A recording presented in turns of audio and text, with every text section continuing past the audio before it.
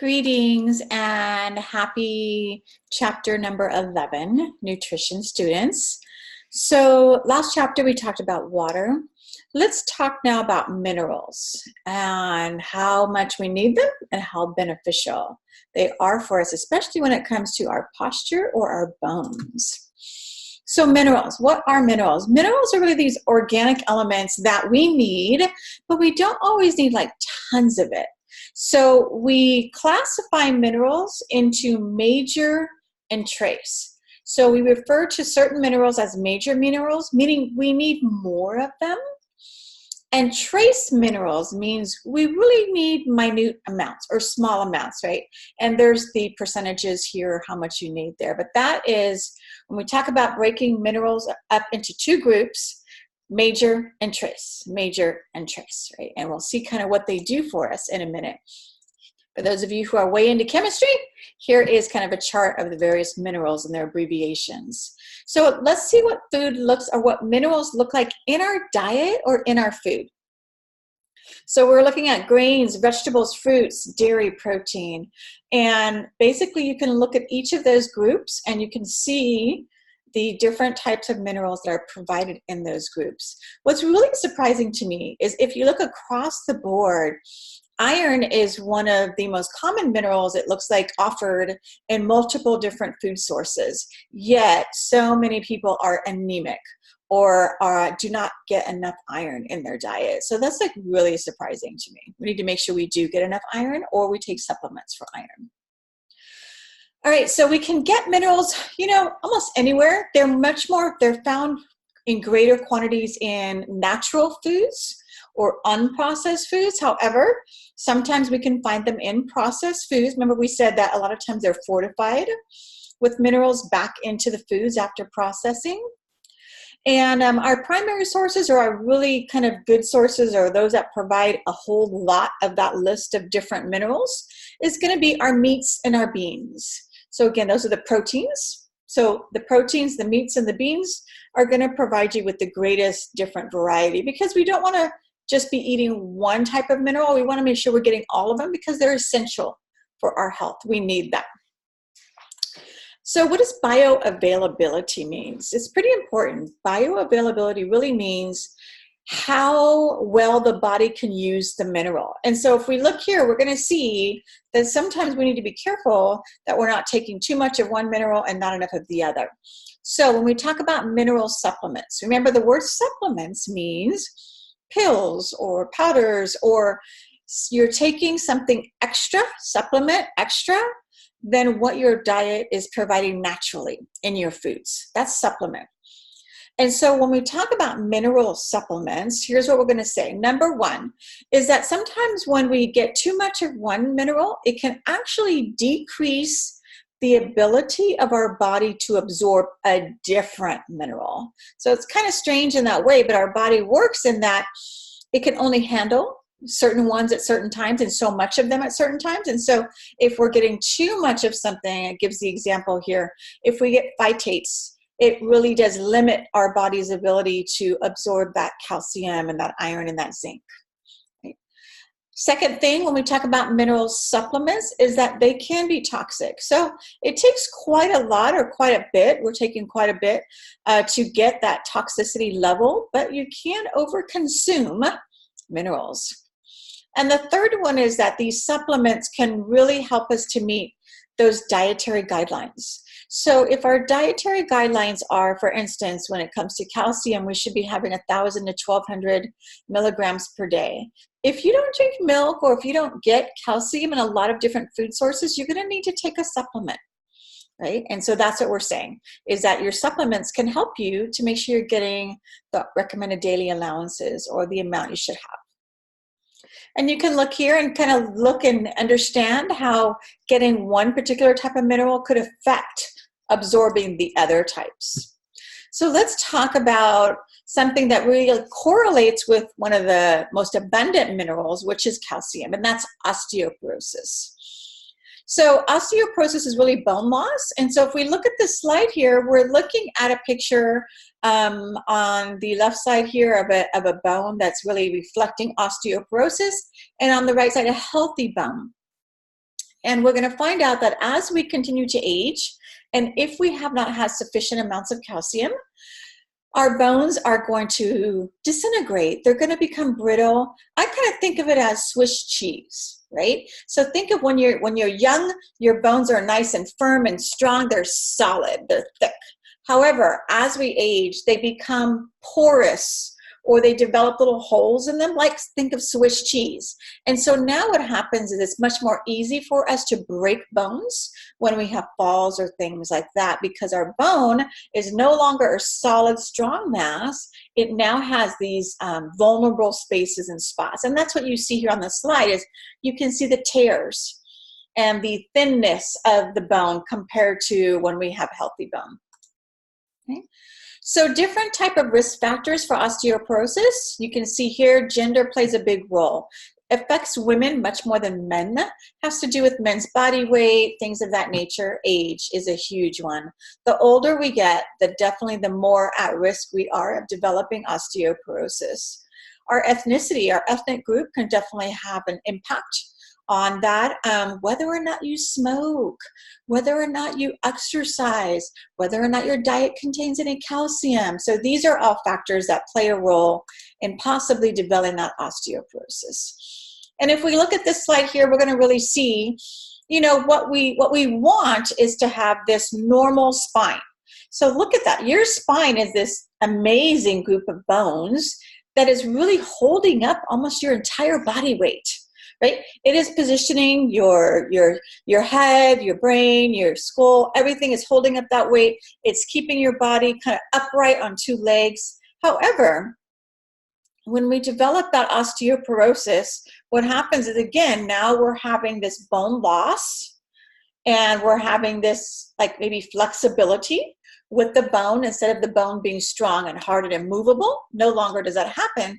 And so we get these curvatures. And what happens typically is we start to hunch over as we age, right? Think of maybe your grandmother or great-grandmother, and you always wondered why they were kind of so small, or how come they shrunk? They shrunk because of osteoporosis, or they're hunched over a little because of osteoporosis here. And so guys, just keep this picture in your brain, because you don't want this. This is what we don't want. We don't want to have osteoporosis, so we're going to talk about how to prevent that from happening. All right, and again, you can look at the life cycle and kind of see when we need the most calcium and how it works. Right? So it's really fascinating. As parents, we need to make sure our children are getting their calcium, because if you look at this slide, we're going to see the years before 20 is really the time that we are, what I think of as putting calcium into the bank.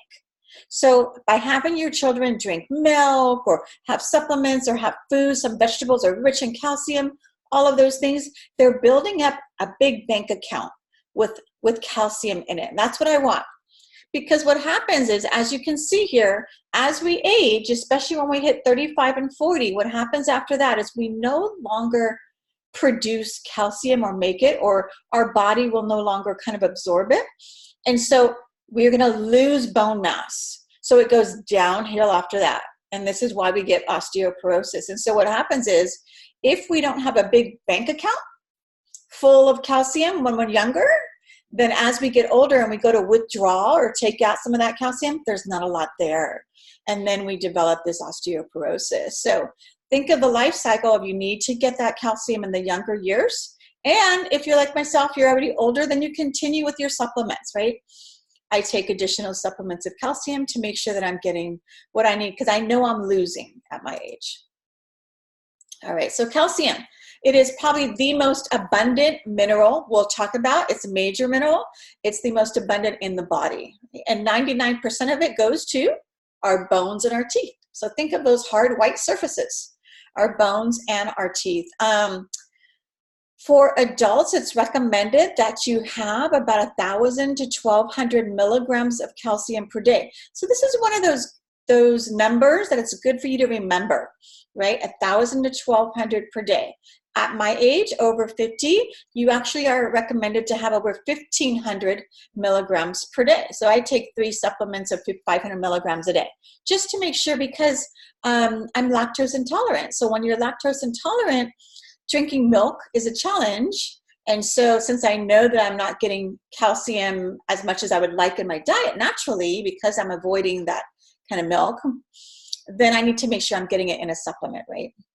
So I just said to you, one of the crucial developmental stages to get calcium or to save it in the bank is in your young childhood and adolescence. However, we see here the group that is at greatest risk of not getting enough calcium is our young girls.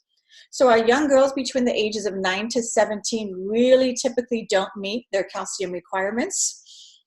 When I teach this class at high schools, which I do dual enrollment, so I teach a college class at a lot of different high schools, I always find my high school students, boys and girls, just do not get enough calcium. They get a whole lot of salt in their diet, but not enough calcium.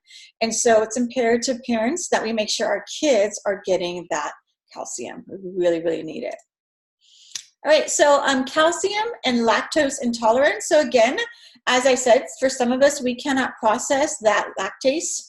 And so we have a challenge or some symptoms that come along with being lactose intolerant. And you're going to start avoiding foods that have lactose, or you're going to take a little supplemental pill. It's like a little pill that you take before you're going to have milk or before you're going to have cheese on pizza or things of that nature. So it can be treated with this little pill that you can get at the store that has lactase in it. Right? Some good sources of calcium. So when we think about calcium, some good sources definitely going to be our dairy, but a big one is eggs. Right? So eggs are a really, really great source of calcium.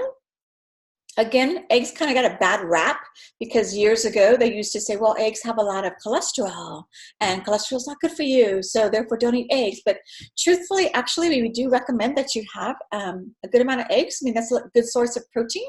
If you have it in your diet to eat dairy produced or products that come from animals, then eggs is a really good source as long as you are also managing your cholesterol intake.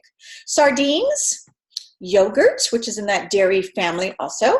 So these are all really, really good sources of calcium. You want to be eating these in your diet.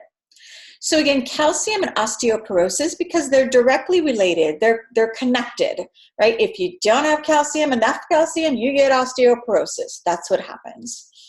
So we see here after the age of 35 to 45, we find that we break down our bone, we lose it faster than we can make it. So when you're in the younger years, under 20, you're just forming bones. You're putting calcium into the bank and you're creating and strengthening your bones, right? However, the older we get, now our body starts to take from or deplete that calcium out of our bone, which is going to lead to osteoporosis if we don't continue to replenish it, right? So this is what we're doing. And soda is a big one. Soda really does deplete or take out that calcium from our bones. So that's another reason why we should limit or avoid that. So what is osteoporosis? The technical definition is a significant loss of bone mass and increased risk of fractures associated with aging. So as we age, again, we will start to go forward, we'll start to hunch over, we will not have that good posture that we should be having, we should have right now. So again, calcium is the most significant dietary factor contributing to osteoporosis or lack of it. Affects women, as I said, much more than men. We kind of lose height from it because we're going to shrink a little bit. Smoking and drinking both increase the risk of osteoporosis. Again, these things, along with drinking sodas, these things are all harmful. They take away from instead of contribute to bone formation.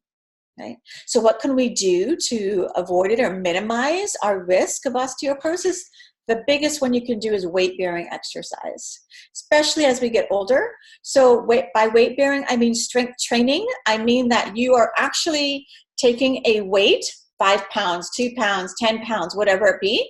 You're taking weights and you're actually doing exercises with it, because what you're doing is you're putting that weight onto your bones, right? And you're creating muscle. So you're building muscle, because as we exercise, we do what happens is we kind of have micro tears, these little tears in our muscles will happen because we're pushing, we're exerting more than is comfortable for us. And then the next day when you don't do your exercises or your strength weight-bearing exercise, then your muscle heals itself. And when it heals itself, it gets bigger.